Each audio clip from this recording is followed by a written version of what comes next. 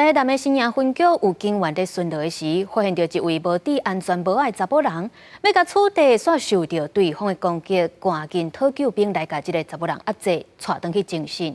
落尾是依照妨害公务罪来甲伊移送法办。警方甲这个戴帽的查某人抓落来，无受到讲伊煞雄雄动手来拍警察。干什么啊？哎呀！ 警察特勤煞互人攻击，随通报同仁过来支援，才甲这个查某人控制有条。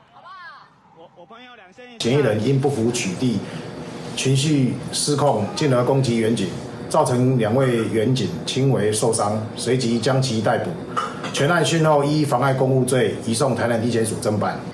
6月20暗头啊5点多，台南新营警察伫咧民治路巡逻时，因为看到这个查某人无戴安全帽啊，甲抓落来，无想到讲这个查某人毋但不服，佮情绪激动攻击警察。警方时经通报其他的同仁，做伙甲这个查某人押回去问过。一大群警察伫咧街仔路掠人，附近的民众是拢真好奇，走出来看。没有戴安全帽的女生打警察，就眼镜飞掉这样，就是不会执法过当，可是。 这么多警察突然来，我们会想说是发生什么很严重的事情吗？对。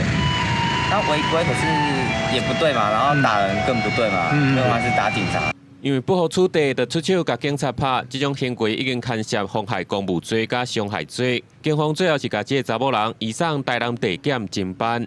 记者综合报道。